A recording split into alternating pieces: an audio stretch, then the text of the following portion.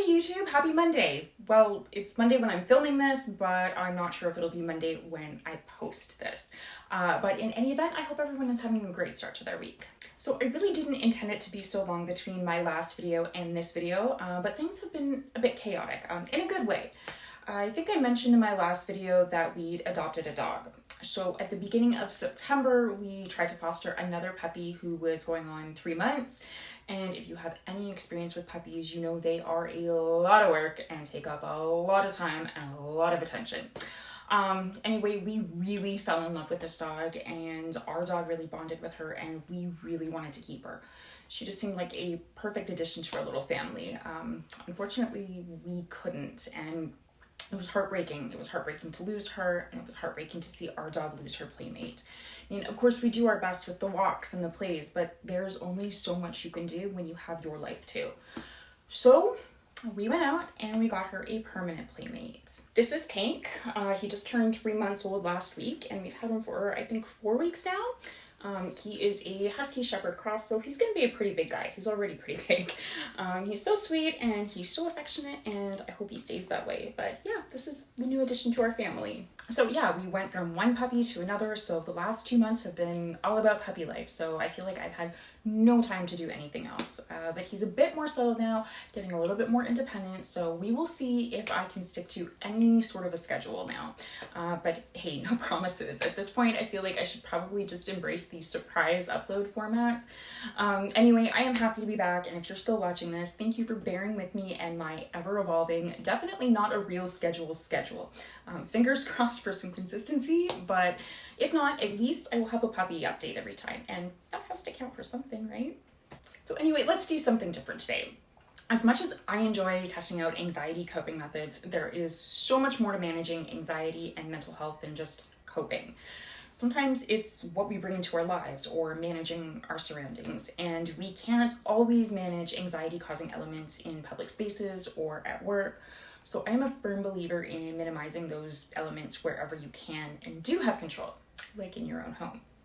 And I have certainly brought stuff into my life and into my home that have definitely affected my mental health.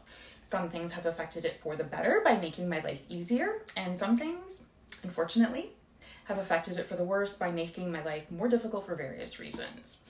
So I thought that I would share a few of the items that I have purchased that I feel like have negatively affected my mental health, why, and what I would do differently now and going forward, so that if you are triggered by the same sorts of things that I am, you can avoid making the same mistakes and inadvertently driving yourself crazy. And even if you don't have anxiety, I still think this video could be helpful. Even though these things have all affected my anxiety or my mental health in some way, either negatively or positively, they are not issues that are necessarily specific to anxiety. So let's just get started. So the first thing that I regret is this sectional. Don't get me wrong, I absolutely love the look of it and how it makes my narrow living room feel more cohesive. The problem is that this fabric is honestly a nightmare if you have pets. Anywhere my cats manage to snag her claws, it looks like it's pilling, and there's no way to fix it. The decorative stitching has also been snagged and ripped in places by both my cat and my dog's claws, even though they're not actively clawing it. It's just, if you have pets with claws, things happen. But the absolute worst is that this fabric attracts pet hair like a magnet. Not only pet hair, but also my hair and any dust bunnies. Basically, if it floats, it ends up on this couch. I have to vacuum it at least once a week, if not more often, and honestly, I feel like that's overkill. So, number one, it's just too high maintenance. I spend way more time cleaning this couch than I should, which means I have to spend more time obsessing about cleaning than focusing on other things. Also, the cushions. Not only do the cushions themselves like slip and slide around, so I have to reposition them multiple times a week, the covers themselves slip and move around so that I have to constantly readjust them. And it is one thing for the smaller cushions, but having to do that with the big chaise cushion, it's a pain in my you-know-what. All in all, this couch is just too much work. P.S. If anyone can suggest anything for the cushion slipping or the cushion covers slipping, please let me know in the comments. I haven't yet found a way to stop the covers from slipping as far as the cushions themselves. I have tried Velcro tape and these rubber liner things, but nothing's helped so far. I wish I had considered the environment it was coming into and the amount of upkeep that I wanted to do before I bought it or any couch. There are fabrics out there that are great if you have pets and don't show the fur or claw marks as much. So my advice, if you are searching for new furniture, consider your environment and lifestyle and whether the fabric is ideal for it. It can be really exciting and easy to jump at the first thing you see, but that's not always the best idea. Especially if you tend to be an impulsive shopper like I am, bring someone with you who can be the voice of reason. While we're on the topic of the couch, a set of C tables. Now, I absolutely love the look of these tables, and the intent behind them at the time that I bought them made sense. Since I got rid of my coffee and end table to make room for my sectional and ottoman, I needed some sort of functional table type thing for things you'd ordinarily use a table for. And these seem like the perfect solution, but unfortunately, they either blocked access to the couch when they were used as intended, or if I moved them off to the side when not being used, they just took up already limited space that I had, making my living room feel even more cramped.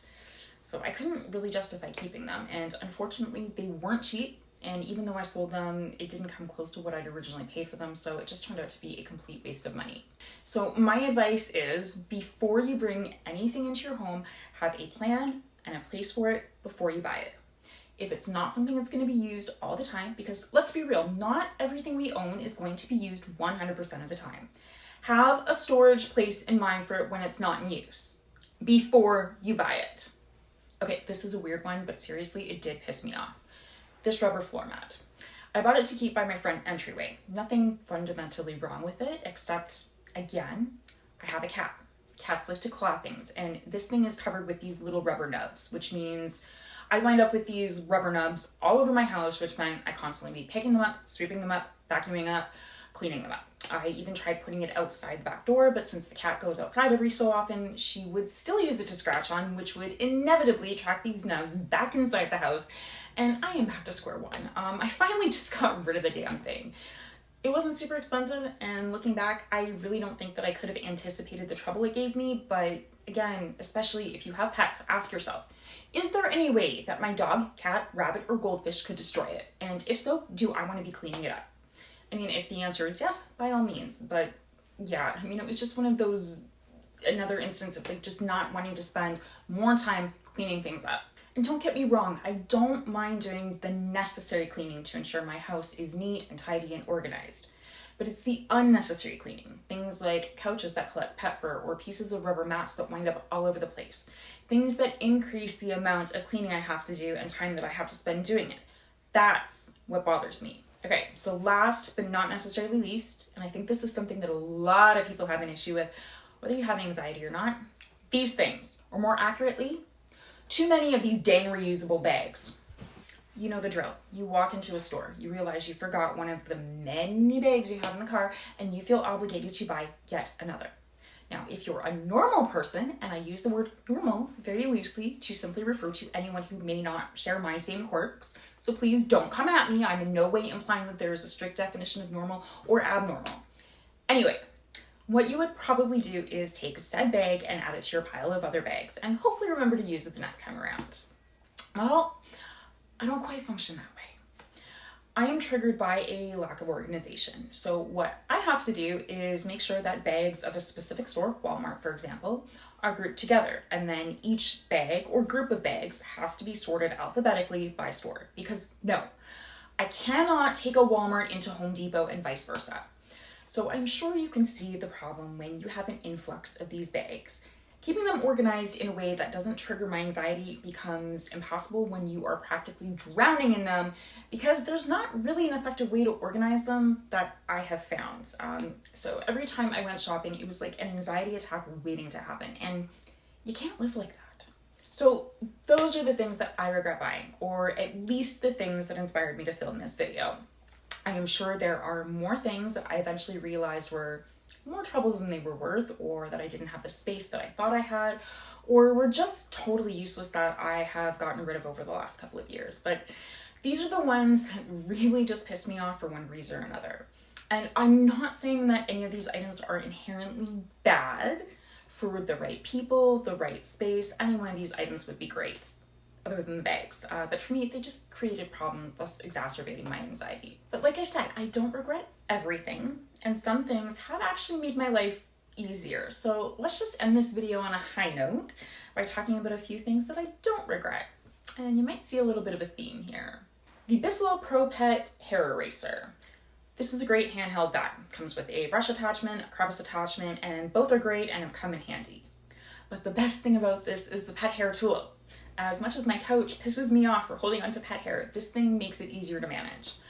Before I had this, I would have to vacuum and then use one of those rubber pet hair eraser things, which worked some, but it was kind of cumbersome to use on my very large sectional, and then go over any remaining hairs with a lint roller. Now, if that sounds like a lot of work, that's because it was. But with this, it takes me probably about 5 minutes to go over the whole couch, and it picks up probably 95% of the hair, if not more. It is unfortunate that I have to do it as often as I do because the couch is a pet hair magnet, but I would go absolutely crazy if I didn't have this. It saves me time and energy that I can put into something other than cleaning. It is about $150, so it's not cheap. Definitely one of the more expensive handheld bag options, although not the most expensive option. But if I am being honest, I think $150 is well worth what I get out of it. Obviously, I do use this for other things than just the couch, but I would pay the $150 if all it did was clean the fur off the couch. So I highly recommend it, especially if you have pets or hair magnet furniture. Of course, I will leave all of the good items linked in the description if you're interested. Okay, another pricey one, and this might be a bit controversial because some people do have feelings on this. I'm not exactly sure why, but yeah, they have feelings.